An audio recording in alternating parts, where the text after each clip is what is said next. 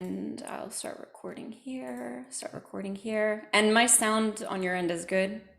Yes, it is very good. Yeah. Okay, perfect, perfect. Okay, so I figured I'm just gonna kind of like take a minute again to just get my breath because I always get really excited when I talk to you. So I'll just get my center ground, and then we'll dive in. And I spent like an hour, almost an hour and a half in the records yesterday, like with a bunch of questions about 2022. It was just the most beautiful reading. And I'm so excited because I have been paying attention to some astrology podcasts about 2022. And so I've got questions for you for sure. And, um, Great.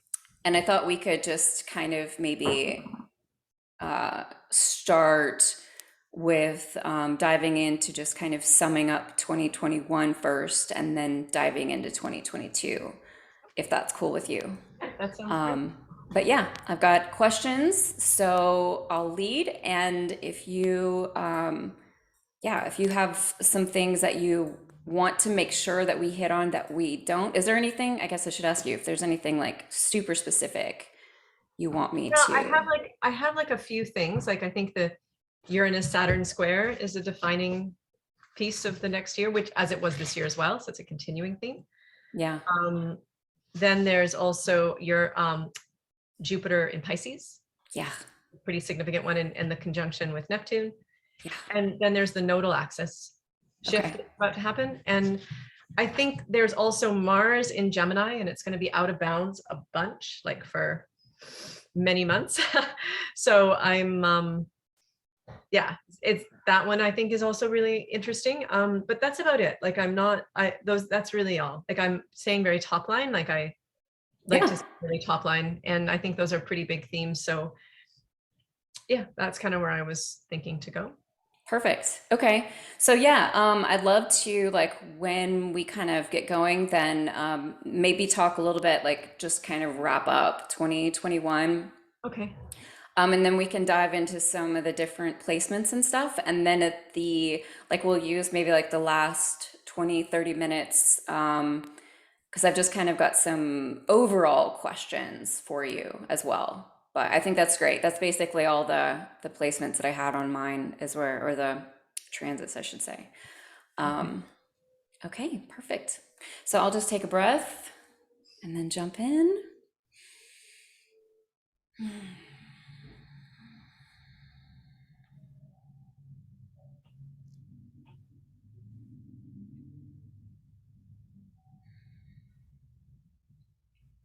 All Right. right, folks, what is up? I am here with Miss Sara Elise, transformational evolutionary astrologer and spiritual life coach. And I've got to say, this is like one of my most anticipated discussions of the year. So I'm so excited to have you back again, Sarah. Yay! I've had several people reaching out to you. They're like, when is the episode coming out? When is it coming out? I'm like, Oh it's my coming goodness. soon. I'll try to live up to the expectation. You know, that's the best part of having you is like, you don't have to do anything. You just have to show up and share. That's it. That's why, you're awesome. So, kind of just a fun place that I wanted to start was just kind of wrapping up 2021, which I feel like is kind of difficult because it's been such a huge year. And in many ways, I think it was more difficult than 2021, or 2020, I should say. But I just kind of wanted to like maybe tap into your feelings about 2021 and just kind of lay some groundwork, before we dive into talking about 2022. Okay, that's perfect. That's a perfect place to start because 2021 was an entirely new reality. I don't think most people recognize or realize what we actually did in 2021, but we lifted out of the earth and into the air. So there was a fundamental elemental shift in consciousness, and it's impacting everything and everyone. And so because we actually have no ground to stand on, we are in complete chaos. There's so much change and upheaval. There's so much insanity. And it's okay. Like that's like literally we're in a cycle of change and adjustment because we are redefining where our entire society is. Like there's no going back to the way things were before. That's it. Yeah. 2020 was the end of a 200-year cycle. We're not going back. We have to go ahead. We have to go forward. And so there's this collective zeitgeist, this passion, this spirit, this soul, this force that we're all going to take the reins together and make this happen. And so we're learning how to get along in the sandbox right now. This is like a big theme of 2021. And it's going to continue. It's not over. We have to figure out how to get along in the sandbox. But I think 2021, there was a lot of mudslinging, it's a lot of anger, and there was a lot of like lots of fiery indignance and fighting, right? Everybody had an opinion. Yeah, very Everybody divisive. was mad. Yeah, very divisive. Oh gosh, Yeah. the division in 2021, the camps. I'm right, you're wrong. I'm right, you're wrong. You're wrong, I'm right. Like there was just, it was continuous, a continuous shouting match, right, from different camps of opinions. And the thing is, like, opinions based on what, right? Like the entire world is on upheaval, and no one really knows. Like we're trying to figure it out as we go. And what's really come by the end of 2021, what we've all figured out is there's only one place really, quote unquote, to go, and that's to the data. And we have to share it openly and be really honest about it, because there's really no one's opinion really matters. Actually, it is irrelevant what you personally feel. And this has been reflected in the nodal shift, in the nodal axis, right? We had a south node in Sagittarius and a north node in Gemini. And the reality is, like, that when you get down to it, the only thing that's going to help save our like help us figure it out is shutting up and listening to each other, first of all, being open-minded, and like really looking at the facts. And that means with an unbiased eye. And that means all the facts, not just some of them curated carefully in order to, perpetuate a message.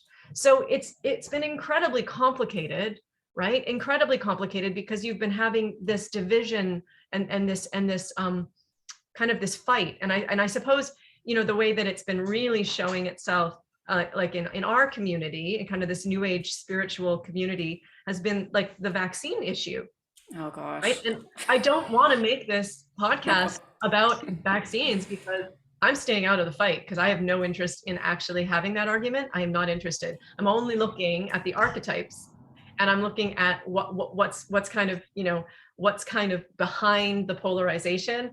And all I can see is that the disease is righteousness, and the remedy is listening. Okay, the disease is righteousness, the remedy is facts.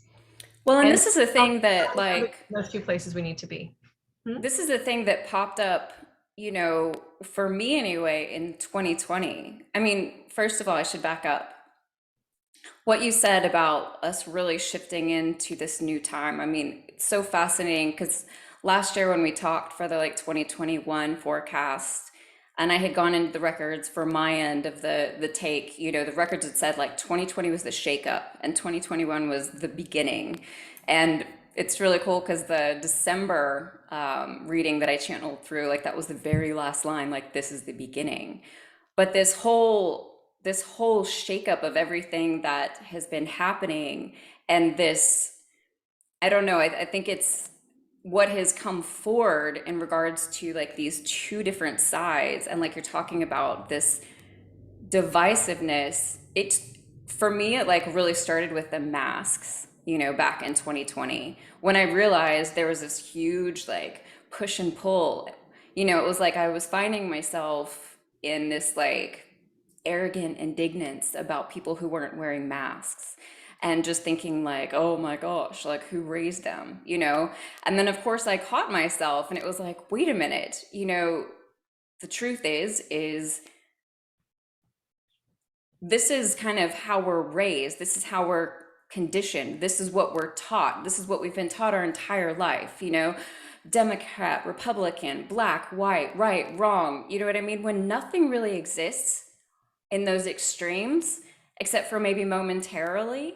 But when we actually have the discussion, when we actually listen to each other, like you're talking about, it's all about the gray area, that middle space, you know? And I think that part of the reason that 2021 has been so difficult is because it's been that like ripping open of both ends of both of those extremities, and people are just so emotional because they don't know where to hang out. You know, people that they love, people that they respect have different viewpoints, and they don't know how to freaking handle it.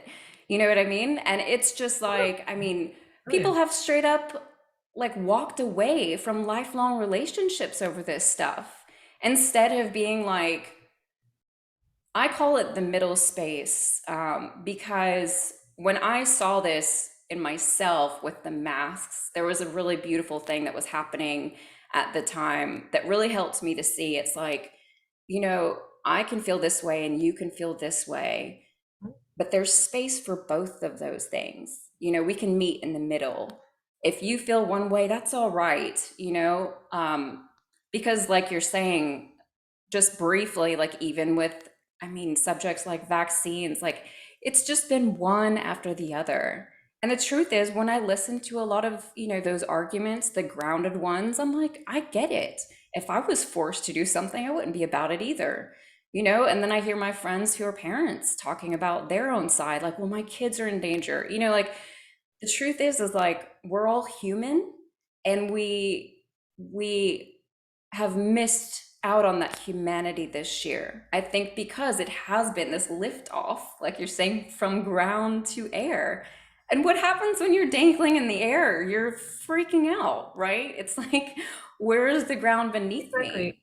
The structure fell down in 2020, so the rules fell apart, right? And we're in an undefined space where we don't know what to hold on to. We really don't have a structure. We don't have a form. We're creating a new form right now for the collective. So all of 2021, Saturn was in Aquarius, and it was squaring Uranus and Taurus. So there's this, that's the division that we've been feeling. Uranus in Taurus, square Saturn in Aquarius. There have been two already direct hits, I believe. Um, I wrote them all down. This year in I think 2021, I think right? we had February 18th, it squared at 7 degrees. June 15th, it squared at 13 degrees. And on December 24th, we'll have the third and final square of 2021 between Uranus and Taurus at 11 degrees. So you're sorry, between Uranus and Taurus and Saturn in Aquarius. So what this archetypally kind of stands for is that, you know, we had Saturn conjunct Pluto conjunct Jupiter in Capricorn in 2020, right? And it was destroying old form, like so taking down the old guard, or like you so beautifully said, Republic and Democrat. What are these rules that we have led ourselves by? What are these partisanships, or what are these bureaucracies, or what are these expectations, these defaults that we were all running by? And we all have default because of our conditioning into the society we're born, into the families we're born, even into our biology, right?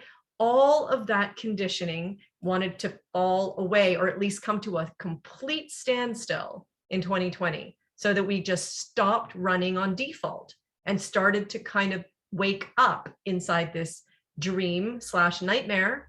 You know, for Yeah. most of it, it feels like a nightmare. And for some of us, it feels like a dream. And it just depends on where you're at with your perception of it. But we were shaken, and so that we could wake up. And then in 2021, there's this awareness that we have to recreate the social fabric because the game has changed. So Saturn in Aquarius, Saturn is the social structure. It's the rules by which we govern our society, our community, and ourselves. It is our own boundary. Saturn, I call it the Earth ship. The planet Saturn represents what you are responsible for in your human reality on planet Earth, so that you can land, so that you can have a stable life. If you don't do your Saturn well, you're out of luck. Your life's not stable at all. You're gonna be messed up, I guarantee. It causes you a lot of struggle. You have to get Saturn, right? You have to have a strong sense of discipline and self-mastery. So Saturn is how we discipline and structure our reality. 10th house. social reality. It impacts all of us. We're all part of it. And Saturn in Aquarius is this, we're in this bridge period between the age of Pisces and the age of Aquarius. And this is literally 2021 was the start, like the new beginning of moving into a completely different age, a completely different way of being inside our own reality, our own personal, and also collectively. So Saturn in Aquarius through all of 2021 has been trying to figure out what the rules are for the collective Aquarius, trying to figure out how do we keep everyone safe? How do we combine forces? What do we make everybody do so that everybody is okay? And remember, like Aquarius is a collective archetype. So it thinks about the whole first. It thinks about the group. It actually orients itself toward an understanding that we're all one and we're all in this together. It's extraordinary when you think about that, but we've also had lots of examples of totalitarianism and of groupthink gone wrong. Like Aquarius is not perfect. Yeah, it's the shadow There is of shadow. Aquarius we've seen a lot of this year for sure. Well, we are going to. I think that what the square to Uranus and Taurus is helping us with is it's helping us not go too far down the garden path of totalitarianism, because Uranus is actually the ruler of Aquarius. Interestingly enough, the two rulers of Aquarius, Saturn is the ruler of Aquarius from the 10th house, and Uranus is the ruler of the Aquarius in the 11th house. And both of them are actually considered ruling Aquarius, and they are squaring each other. So the revolutionary ruler of Aquarius is squaring the paternal structured ruler of Aquarius, so that we can find a way to come together and create a society that works for everyone, not just one way. Okay, because the Saturnian Aquarian wants to be like Mao, and look, China is amazing, and they are an incredibly advanced civilization, and they have done unbelievable things since the Cultural Revolution, and all lots of capital bad letters things too, right? Like there's something to be said for social cohesion, government control. They're geniuses, and there's a lot of personal rights that are kind of like swept under the bus, and a lot of damage that's done on a personal level, because if you get tiny people sticking out of the collective and fighting, you don't have room for rebellion in a system like that, right? You don't have room for dissent or for anyone having a difference of opinion. So Uranus is that revolutionary part of Aquarius that says, no, let's move forward. We have to break the system. We can't just follow the rules. We have to evolve ahead. We have to grow higher. We have to grow better. We have to do things smarter. And so the Uranus in Taurus has been bringing in like a feeling of, wait a second, my human rights matter, my security, my personal security, Taurus, my personal values matter. And the square to Saturn in Aquarius is saying, let's look at the gray zone, just like you said, Anna, because a square is a catalyzing aspect. It inspires evolution. It does not say this one's better than this one. It says we need to find a place for both of them. Yeah. That's why it catalyzes growth. It's a catalytic, aspect that makes us change. So because of the friction and that it causes. So here's the thing, let's just piece it out by an example. So I have a lot of friends that felt exactly the opposite to you, okay? Who felt, look at those sheeple wearing their masks when the data says it means nothing and does nothing, okay? And then the other side is like, look at those irresponsible, ignorant fools not wearing their masks when the data says this and this and that. And so, okay.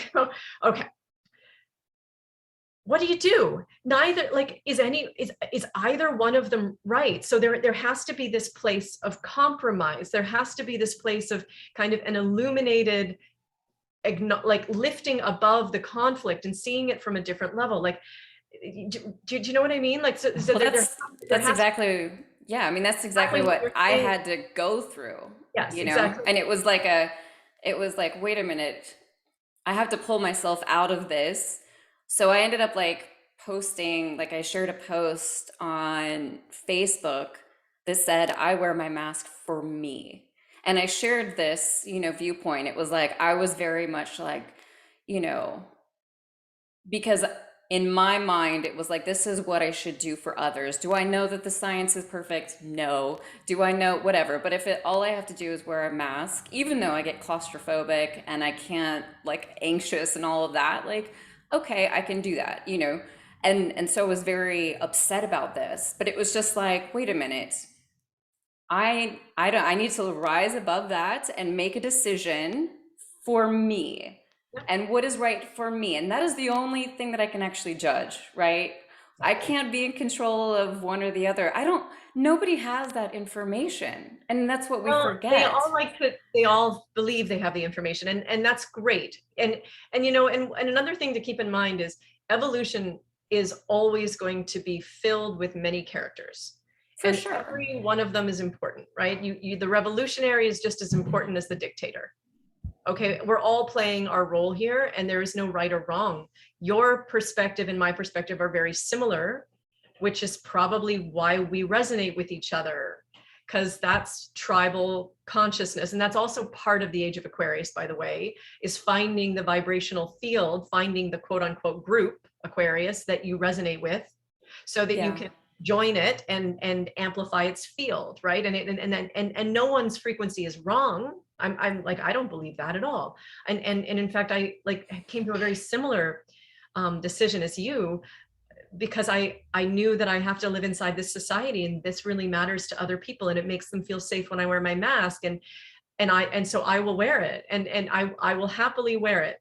And it's also the law where I live. It's actually the law. You must wear your mask when you go inside. Mm. It's legally, and I will follow the law, and I will respect the legal expectations. And quite frankly, I don't mind wearing my mask, especially, with this new, very virulent and what, anyway, contagious Omicron, whatever it must be. And I know everyone's, there's so many different yelling voices on both sides of that as well. But I'm just going to do what's right for me. I'm not going to judge anyone else, as long as I take care of my own needs and be responsible for myself. That's all that matters. It really is a Yeah. personal decision.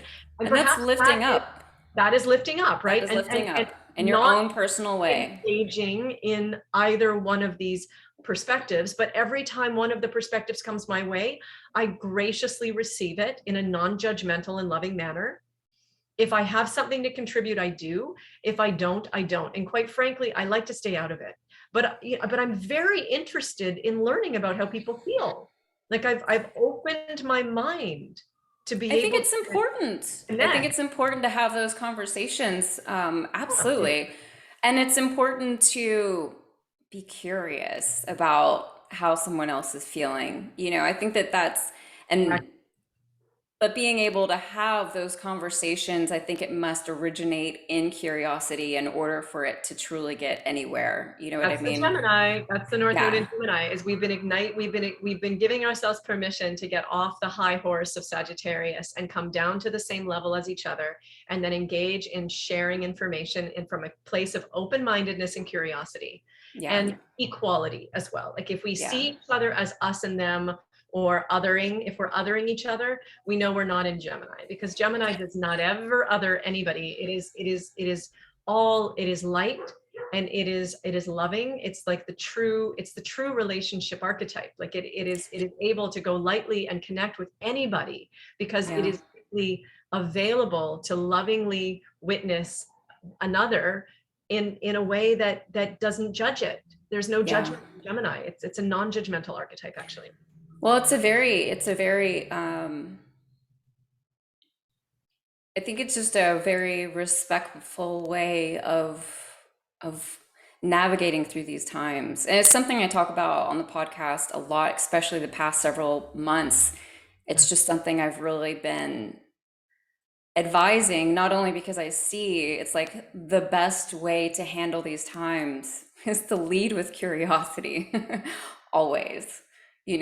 like just lead with curiosity, lead with curiosity. Um, another great example, one of my very best friends, when Biden was sworn into office, he was a very staunch Trump reporter, Trump supporter, and thankfully he's someone in my life that we could have open and honest conversations, and we were also very cautious and respectful of one another. But when that happened, I remember talking to him that day, and we were sharing voice notes back and forth, and just the way that he sounded, and it was like the fear that I could hear behind him and what he was feeling. It was like it took me right back to 2016, when Trump won. And it was again that one more example of the fact that my reality is mine, my feelings are mine. How could I discount this beautiful human who I love so much? I felt bad for him because I knew exactly what it felt like to be in those shoes.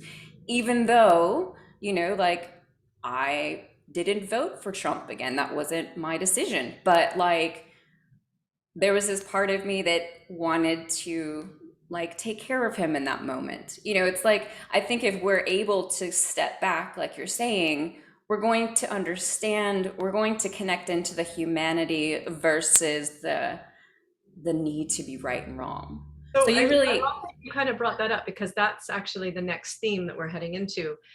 This and that theme is what lies beneath the opinion, what lies beneath the conversation, what lies beneath our the air, and what is in the deep water, like what is the humanity beneath this conversation that we've been continuously having.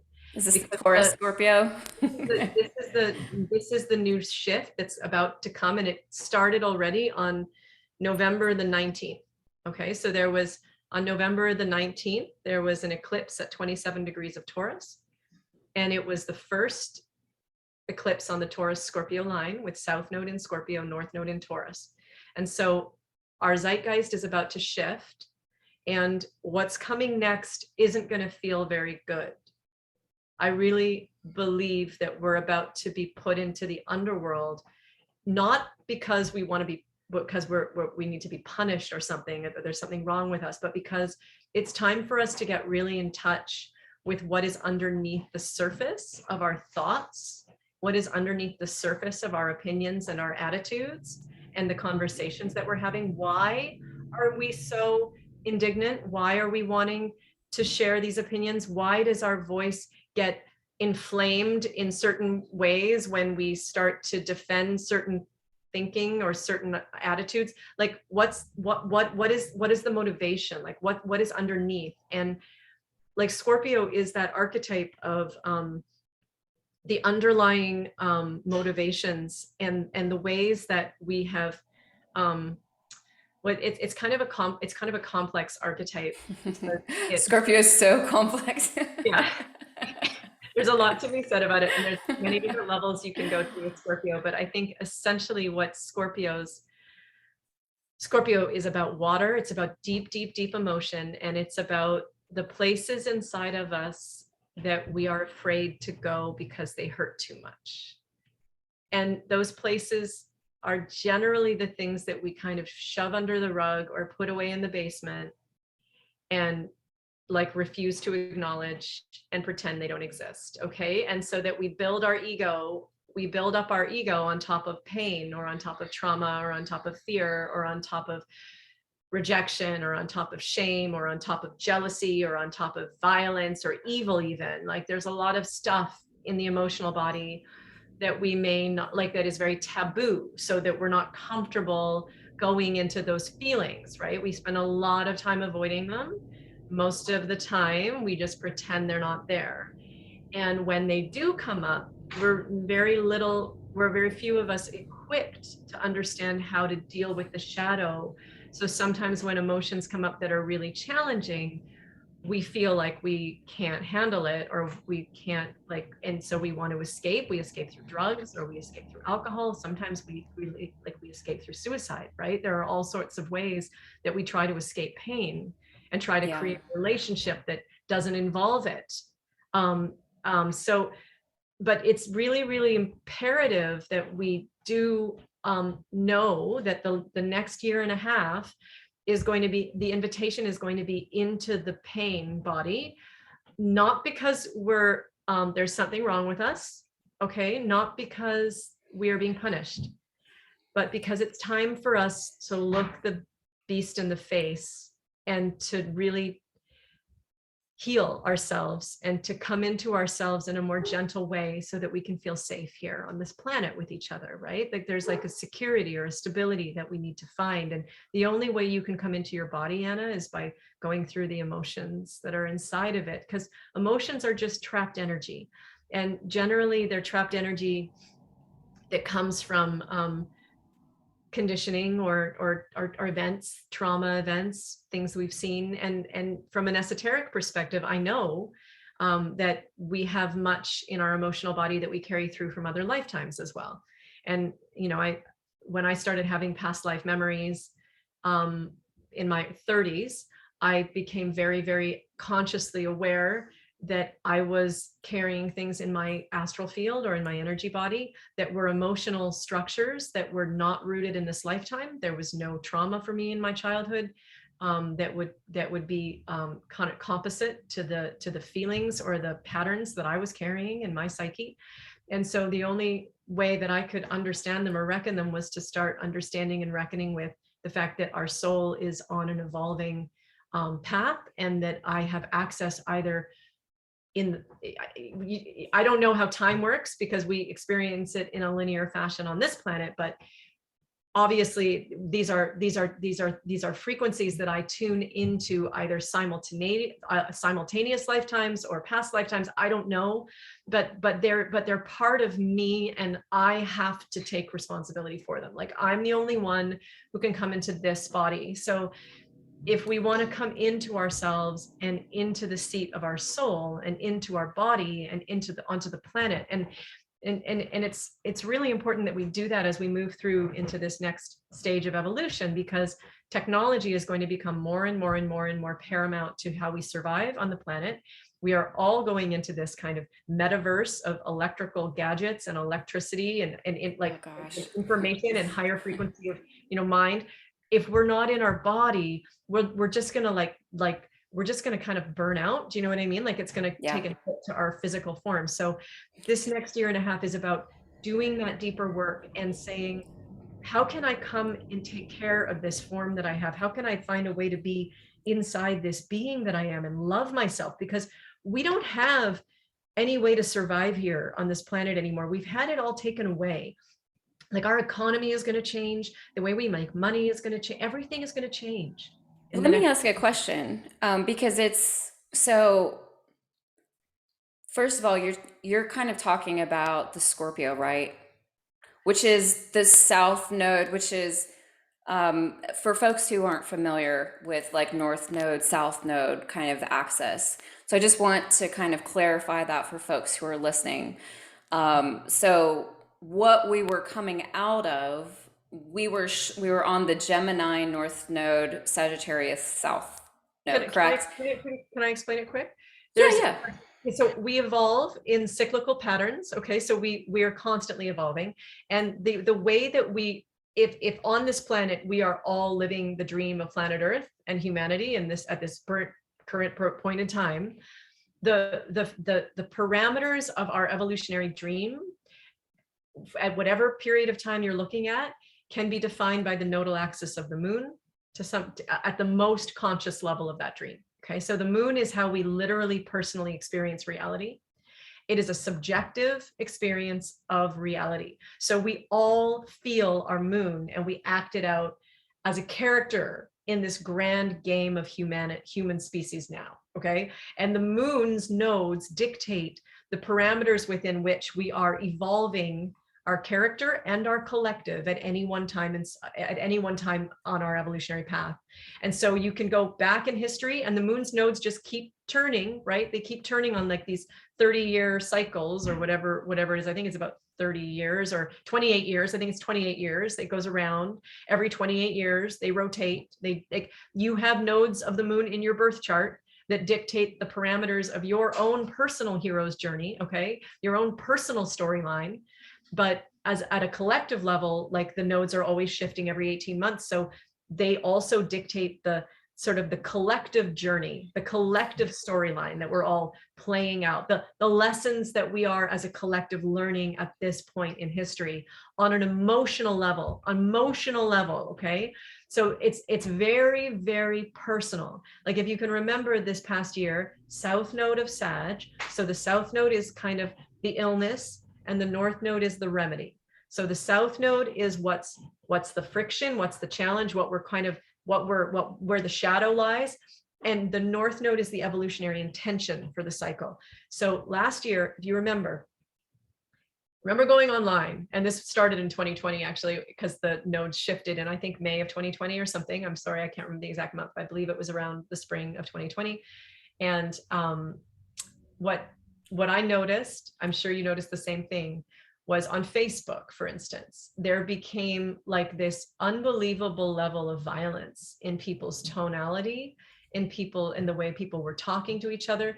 I link into a couple of community Facebook pages because I'm interested in my community. And for months, I mean, it was just like people were just getting attacked. Like people attack. And then gradually, as the nodes kind of continued and we continued to grow through this evolutionary impulse to shame, blame, and reduce everybody and call them stupid and yell at them, gradually I started watching on these Facebook pages how the moderators would step in and say, listen, guys, there'll be none of that behavior here. We need to listen to each other with kindness. So after the summer of 2021, there was a discernible difference in the tone that people were taking, in the amount of patience that we had with each other's ideas. Like it's like the entire zeitgeist has shifted in 18 months from inflamed self-righteousness to moderative conversations, right? And so that's been the pattern of growth based on the nodal axis, based on the dream that we're dreaming. That's the lesson that we've been learning. So now we're starting a new dream. It's a new cycle. The sickness is Scorpio, the remedy is Taurus. Okay, the sickness is the fact that we've got a lot of pain and we've got a lot of darkness. And when we act from that pain and darkness, or when that pain and darkness is being, is under the surface, there's a lot of trauma and there's a lot of Scorpio can be very, very painful when it acts from those places unconsciously. It can really hurt others. It can be very violent. The scorpion sting, right? It's extremely sensitive. There's the shadow of Scorpio has to do with an acute level of defensiveness based on fear that you're going to be killed. Okay, it's so primal. Like Scorpio is this archetype at its worst that feels always on edge, as always there's a threat. There's something wrong. There's something that's going to get me. And so I have to protect myself first. So that's one shadow of Scorpio. Okay. Another shadow of Scorpio would be, like I was saying earlier, trying to escape the pain through indulgence or drugs or other kind of addictions, like denying that the pain exists and trying to escape it, and indulging in behaviors that are really, really dark. And some of the other shadows I think are just basically the blonde Scorpio who just refuses to acknowledge what's under the surface and refuses to feel anything, and then just projects those feelings out on others.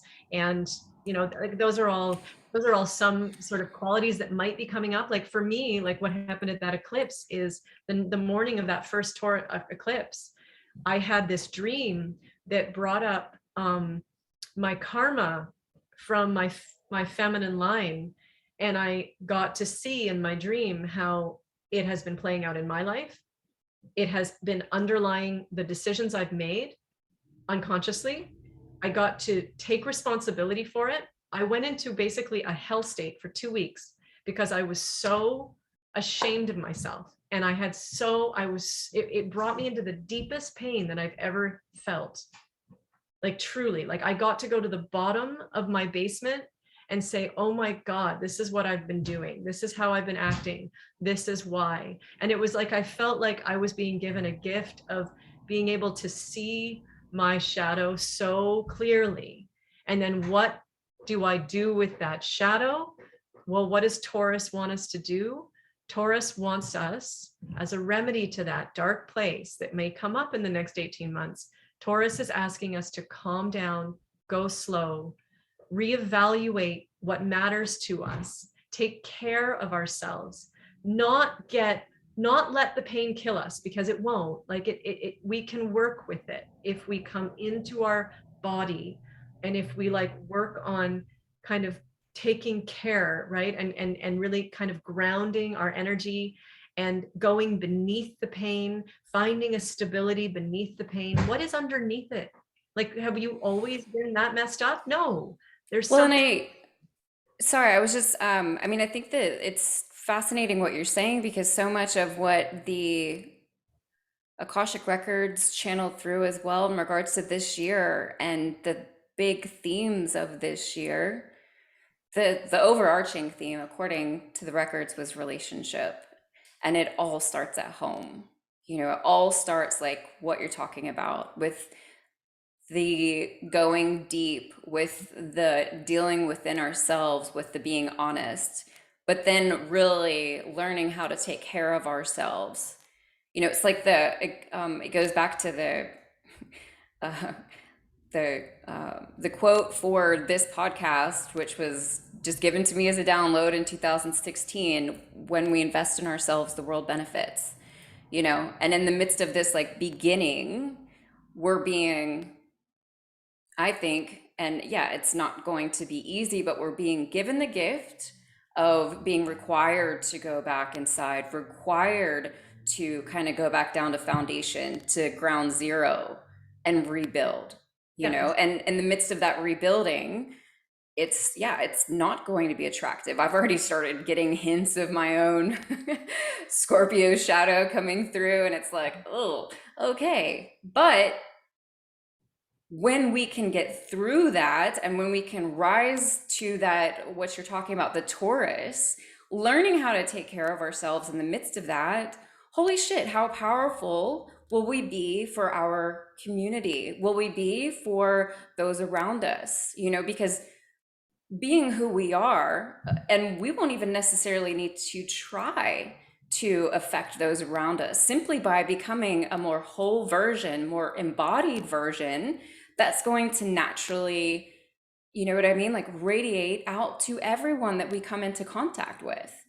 um so I love what you're sharing because I think that this is just, I mean, especially in regards to what the records were really showing me, it just aligns so beautifully with what the major theme of this year is. I want to be sensitive to time because I know you don't have as much, and we've got a couple of other things to yep. like touch on. Yeah, for sure. So this, I mean, like just so for Taurus, the Scorpio Taurus axis, the eclipses are happening in April, on April 30th and May 16th, October 25th, and November 8th.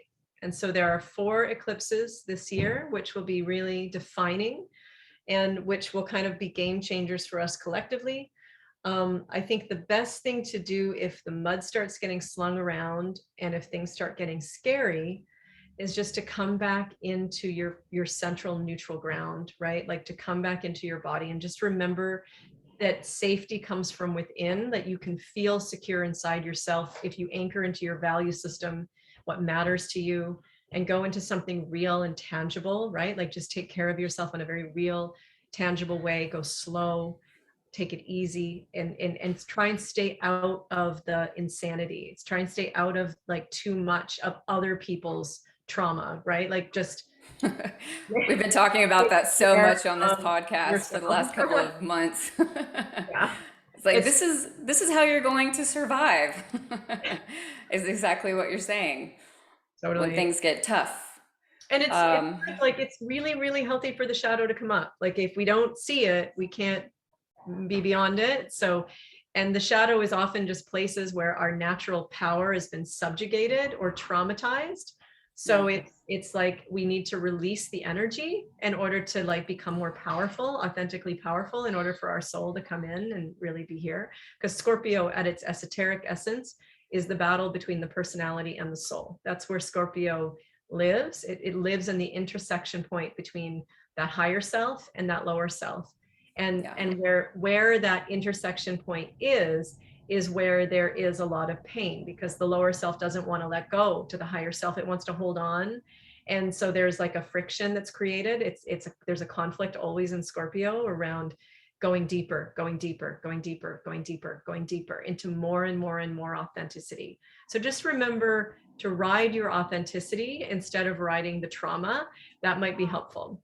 And some of the other things that are happening that will help. Jupiter, at least at the beginning of the year, there's an interesting invitation. Jupiter is entering Pisces. Okay, so this is a really defining transit this year. It's not going to be the whole year. Jupiter enters Pisces on December 30th, and it's going to be there until about May the 12th. And then it goes into Aries, and it will be in Aries all the way till the end of October. Then it kind of creeps back into Pisces for like literally just 2 months, and then it's gone into Aries. So we get about 6 months of Jupiter in Pisces, okay, until around the middle of May or the early May. So it's 5 months. We get 5 months of Jupiter in Pisces. And what that means, wherever Jupiter sits in the sky, it amplifies the archetype. So Jupiter in the sign of Pisces is going to amplify Piscean complex. And, you know, Pisces, we're coming out of the era of Pisces, which is all around the hierarchy of consciousness. It's all about God, thou Father who art in heaven, right? It's all about that looking up and looking out to the greater expanse of the unified field of love and light and forgiveness and higher self and God, and all of this stuff is very Piscean. It's very like up and out energy. It's also about forgiveness, right? We think about the Christ and the Christ consciousness as being very Piscean. It's about unconditional love for all. It's about spiritual unity. It's about beauty and like a feeling of complete compassionate forgiveness and love for everyone. So there are some really lovely parts of Pisces that will be amplified by Jupiter for the first 5 months of the year. So if we can tune into that energy at a higher level, it should be really lovely, especially when Jupiter joins Neptune, which has been in Pisces for a few years, I think since 2008. Don't quote me, please. Sorry, I don't know the exact year that Neptune went into Pisces. It might have been 2010, but I can't remember. Anyway, on April the 19th through the 12th, there will be a conjunction between the two at 23 degrees of Pisces. And so probably through the whole month of April into early May, there's going to be this kind of frequency affiliation between the two. So there will be an extra amplification of the Piscean field available on the planet. And at a lower level, if you're operating within a lower operating system, that can lead to a lot of delusion and illusion. It could lead to like sort of like the energy of the Crusades, right? Like that sort of zealotry, like this is the way and this is the one, and we have to all, you know, very religious, very kind of archetypally polarized spirituality that seems a little delusional, if that makes sense to you, right? Like sort of the prophet, Lord is the only one. Like there's some sort of murky stuff, like our personalities like to get a hold of things and then they like to make big deals out of them. But at a higher level, Pisces is literally about connecting to God. So for those of us who want to do our spiritual work at that time, there's a gate that's available in April, a spiritual gate. It's a really beautiful time for contemplation and connection to your own source and meditation. Just make sure you're not making it personal. Just don't fall into your navel, into your belly button, into your lower chakras and make it all about you. Don't like rise up and say you're the next second coming of Christ, right? Like there's just like, keep it real, keep it clean, keep it pure, like amplify your own energy field by tuning up and tuning into the light. That don't give it a personality and make it all about yourself, right? Like that's the danger during that time. Does that make sense to you? For sure. That's sort of a Yeah. danger, because Pisces can be like really delusional sometimes when Well, I think too, like mixed with Neptune, it can like, whew, man, murky waters, like I exactly. always get like Yeah, totally. really spacey when Neptune's really, my Neptune's in Sag, so yeah. Clean the water, clean the water. Spirit, April is a time for spiritual work. Okay. April is a time for spiritual work. It's a time to clean the water. It's going to be a really, really, really beautiful time. But And I remember, think April 30th is the first partial solar eclipse in Taurus. So, I feel clean like the too, and water. and I'd love to kind of get your take on this, but I feel like this could really, I mean, like the Jupiter and Pisces, and I mean, kind of this theme, especially starting off our year, it feels like I don't know, it's like it feels like a very, like a moment for art to come back. Oh, For, you know what I mean? It's like I've been seeing like more and more poetry, like people sharing poetry over the last like 2 months. I should maybe a bit longer, but it's like this like reawakening of like not the Renaissance era type thing, but like, it's like the arts are kind of like I feel like there's a space for creativity that we haven't had in a while that's going to be coming back very strongly. And like I said, it within the poetry, within art, however it is, people want to really dive into their artistic selves. But I feel that, yeah, there's a lot of energy coming in for that to be given more attention where we haven't done that in a while. It's like, do you see totally. that? Yes, that's wonderful. And then Saturn moves into Pisces in 2023. So beautiful. And in April, May, and June of 2021, Jupiter did cross into Pisces. So this Yes. summer was a bit of a precursor to the energy. Yeah. And it was a lovely summer. Like there was just Yeah. such an elevated state. I did so much meditation this summer. Like it was insane. Like, oh my God, like I can't believe like the energy that was coming in. It was just so beautiful. And I felt so peaceful and so good with Jupiter and Pisces. It's going to be lovely if you can ride it. And absolutely, Pisces is artistic, it's creative, it's expressive, right? It flows, it Yeah. allows, it's sweetness, it's kindness, it's beauty, it's love, it's Here, love, really. Here in the US, it was like literally when Jupiter moved into Pisces. I think it was like the first day was when they lifted the mask mandate Oh, here in the see, yes, US. It right? was It's like like, a little freedom there for a minute. "Ah." Exactly, exactly. So let's look forward to that because that's going to be a really Yes. beautiful thing. And then the only other thing I wanted to talk about, I mean, is the Mars entering Gemini. And this one's really interesting because Mars is entering Gemini and it's staying there for 7 months because it goes retrograde. It doesn't go retrograde very often. And it's How staying in often does Gemini. it go retrograde?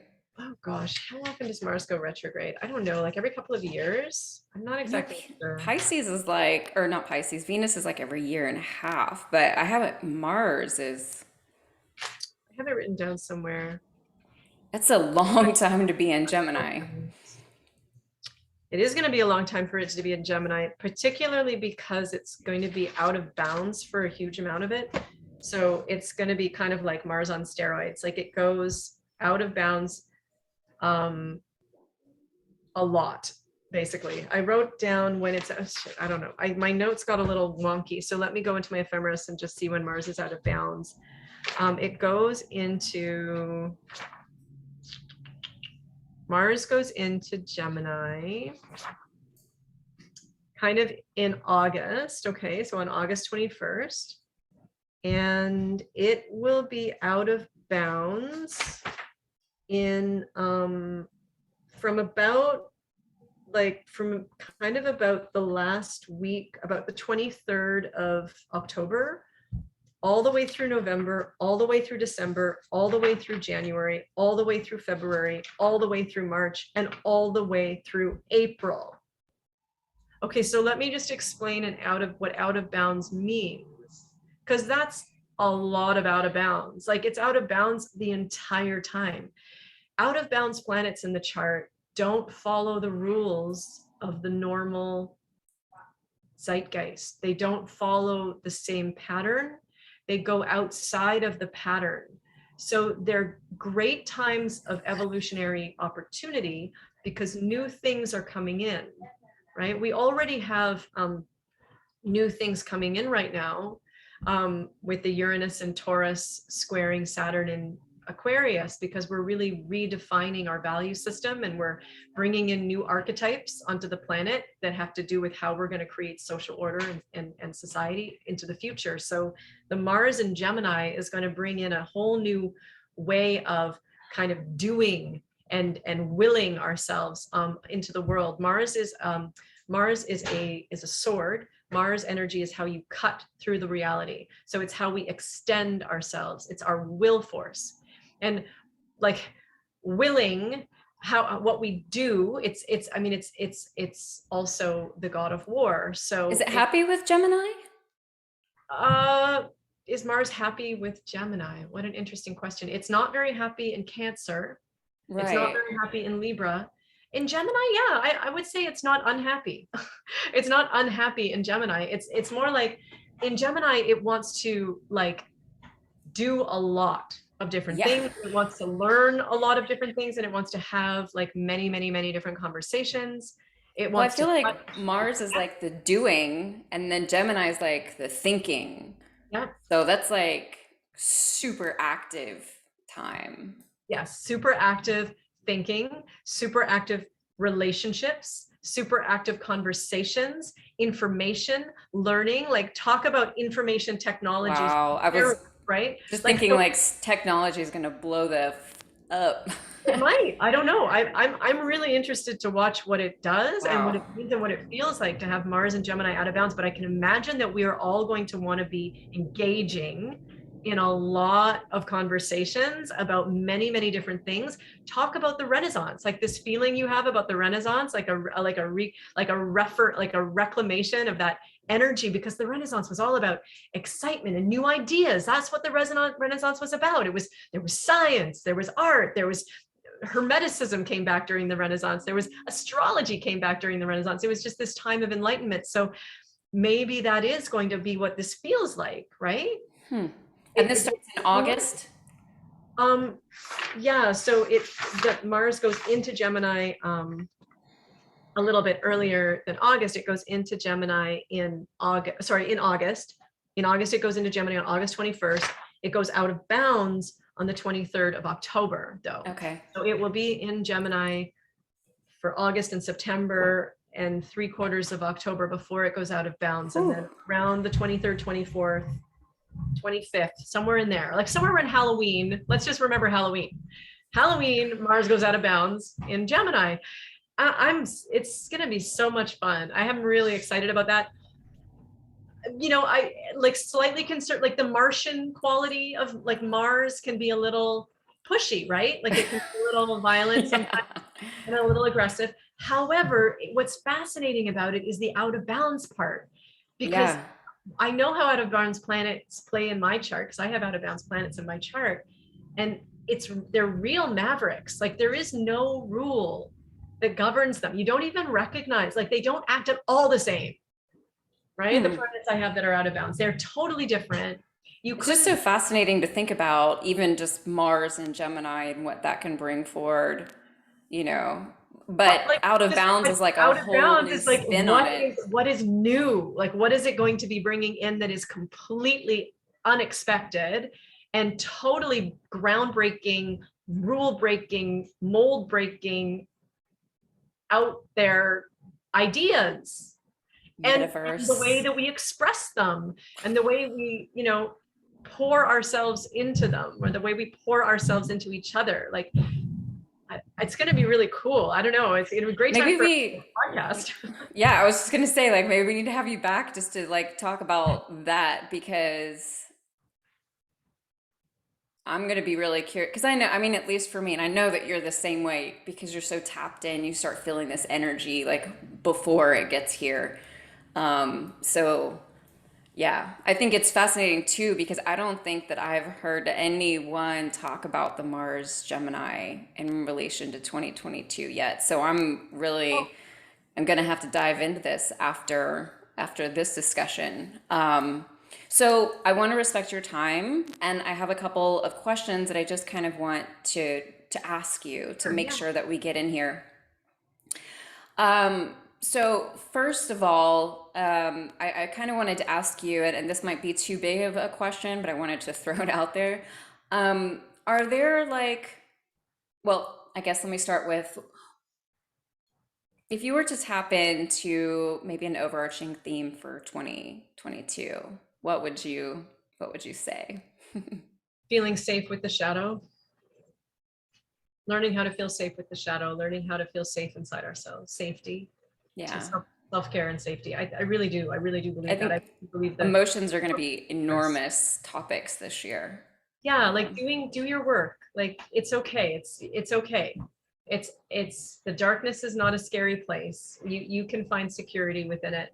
That's what's going to be the overarching theme, and a continuation of this square between Uranus and Saturn. So the other overarching theme is a continuation of this theme that we've already been seeing, which is like kind of like this crazy, like no one knows what's going on, rules, they show up 1 minute, they're gone the next, right? We're all like kind of like in this mode of trying to figure out how to manage something that is unexpected, that is threatening our survival.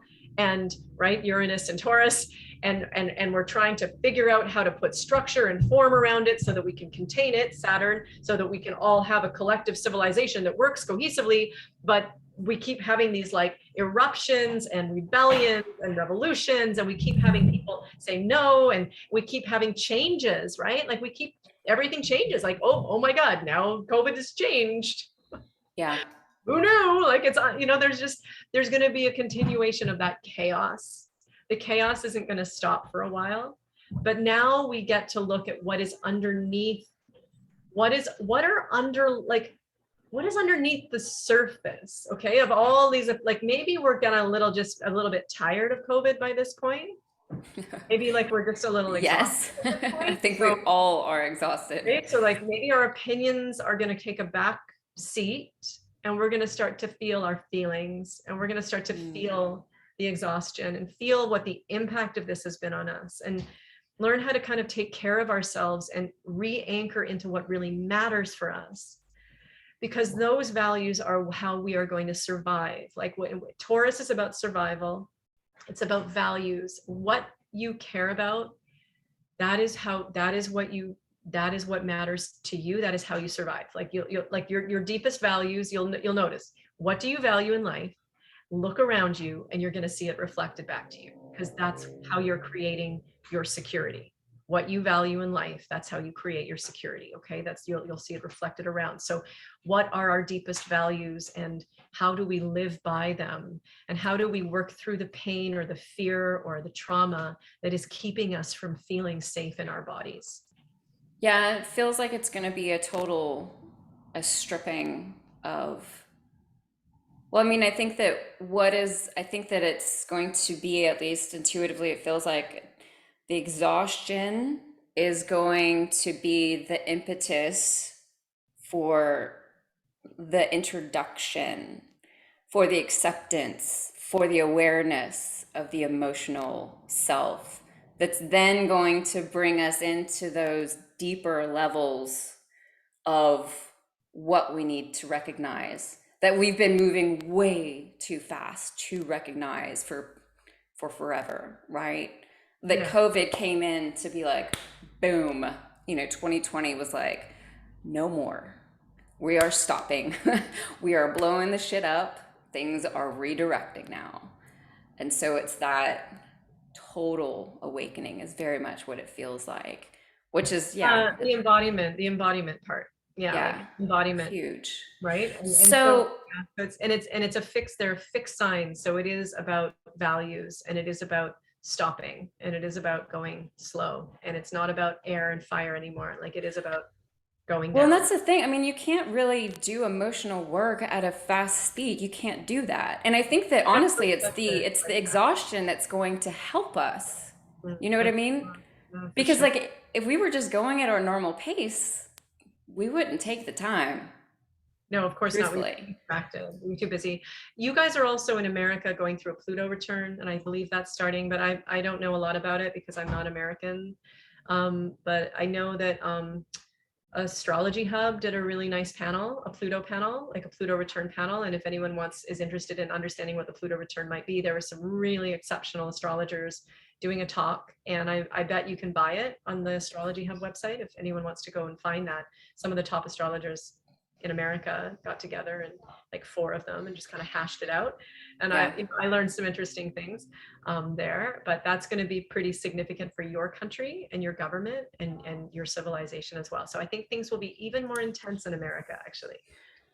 So, are there any parts of like, our personal charts that we should be paying extra attention to coming Yeah, into for this sure. year? Absolutely. You should pay attention to where there is Scorpio and Taurus. And if you have any fixed signs in your chart, I mean, you are really having to make some big adjustments, right? In your life right And now. the fixed signs are Scorpio, so Leo. Taurus, Yeah. Leo, Scorpio, and Aquarius. So Yeah. anything in the fixed signs, And this is because like natal chart, you mean, right? natal chart, yeah, if you Yeah. have planets in the fixed signs, if you have planets that are going to be impacted by Saturn and Uranus, right? Saturn is going to be, oh gosh, I wrote all of this down as I have well. so much Scorpio in my chart. Yeah, well then this is a really, really important year for you. Because I've not been doing anything for the past 2 years. Ha. Well, anyway, I know it's Not challenging for the fixed signs this year. I mean, I think that the mutables will get a bit of a break because of the Jupiter and Neptune. We're gonna have a little bit more fun, the mutables, but the fixed signs, man, you're getting hit, you're getting pummeled. I'm so sorry. I wrote down all of the like the ranges but I can't find it now, and my notes are just kind of creating disharmony for me. So no just worries. yeah, my sincere apologies. In any case, I think that, look in your chart to the places where the fixed signs lie, and think about where the the eclipses are all happening in Taurus, Scorpio. So what house of your chart holds Taurus and Scorpio? And then imagine what the themes are going to be for transformation or change this year for you versus based on the eclipses and based on the nodes. Okay, so I have I don't know, I have Taurus in my 12th house and I have Scorpio in my 6th house. Ooh.